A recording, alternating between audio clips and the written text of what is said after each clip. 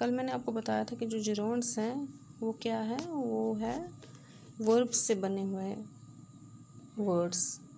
Verb को ING लगाया हुआ है और वो वर्क करते हैं नाउन का, काम करते हैं नाउन का। Are the verbal words used as noun by adding I N G. तो इन्फिनिटिव्स के बारे में आज लिखा गया है। आज क्या लिखा है इन्फिनिटिव्स का? An infinitive is the to form of the verb. Infinitive जो है इसमें आप जनरली याद रखो, जिस वर्ब के पहले टू आए इसका मतलब कि वो क्या है, वो इन्फिनिटिव्स है। Infinitives form of learn is to learn, यानी जब हमने लर्न जो वर्ब है उसके साथ पहले टू लगाया तो ये क्या बन गया, टू लर्न, यानी ये एक इन्फिनिटिव बन गया। अब जिस तरह जिरोंड में हमने देखा था कि जिरोंड में जो है ये जो जिरोंड है एज सब्जेक्ट भी यूज़ हो सकता है, एज ऑब्जेक्ट भी यूज़ हो सकता है, एज कॉम्प्लीमेंट भी यूज़ हो सकता है। वैसे ही जो ये इन्फिनिटिव्स हैं ये भी एज सब्जेक्ट यूज़ हो सकते हैं, एज ऑब्जेक्ट कॉम्प्लीमेंट यूज़ हो सकते हैं, एज ऑब्जेक्ट यूज़ हो सकते हैं। जैसे यहाँ पे है to learn is important as subject, क्योंकि वर्ब से पहले आया है। The most important thing is to learn, ये कॉम्प्लीमेंट है क्योंकि चीज़ के बारे में इसने क्या कहा है, चीज़ की सबसे बड़ी खासियत क्या है, सीखना।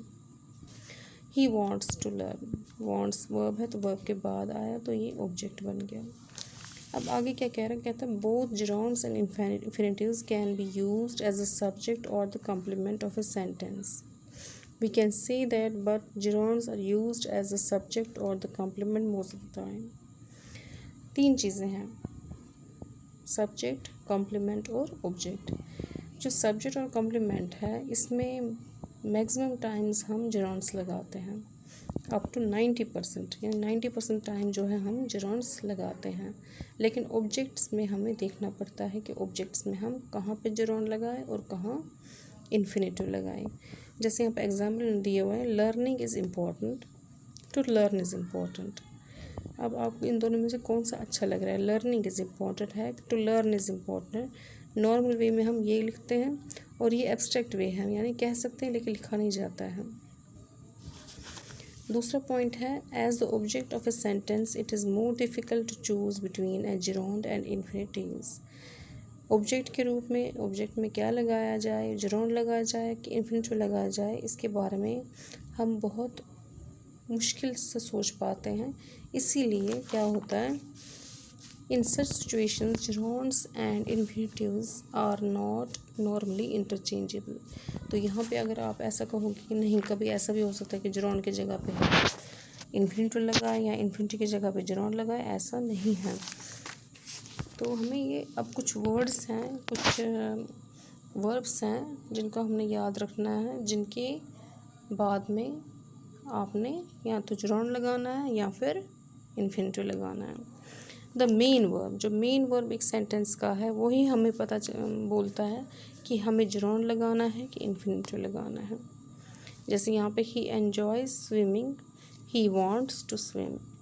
यहाँ पे वर्ड एन्जॉयज है, ये वर्ब जो है वो एन्जॉयज है, एन्जॉयज के साथ हमने स्विमिंग लगाना है और वर्ब वांट्स के साथ हमने इन्फिनिटिव लगाना है, यानी ये जिरोंड और इन्फिनिटिव है।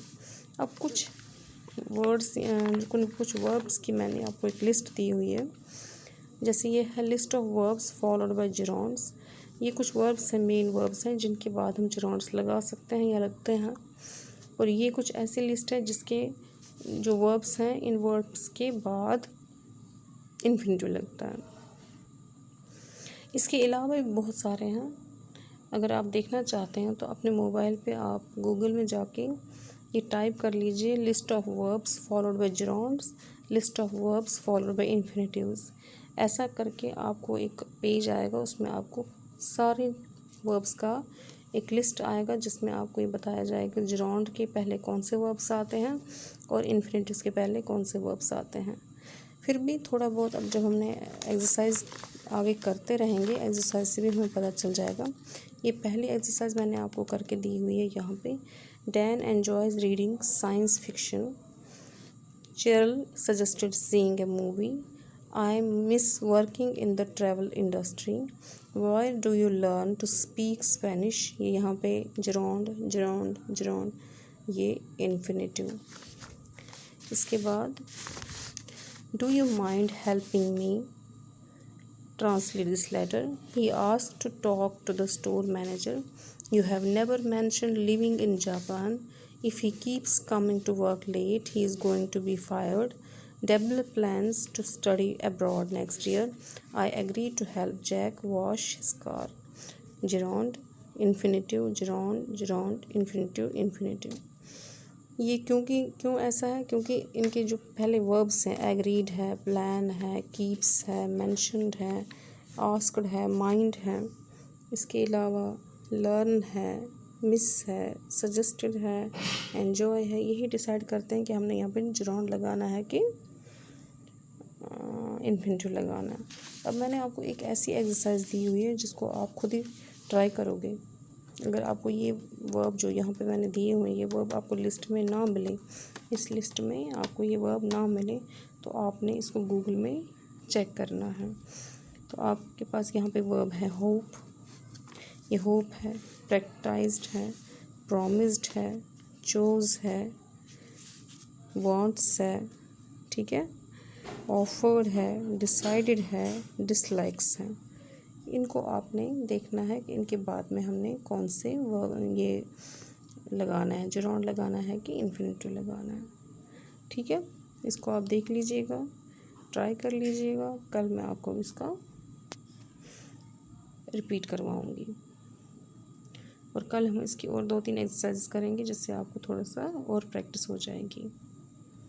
ओके बेटा, आदाब।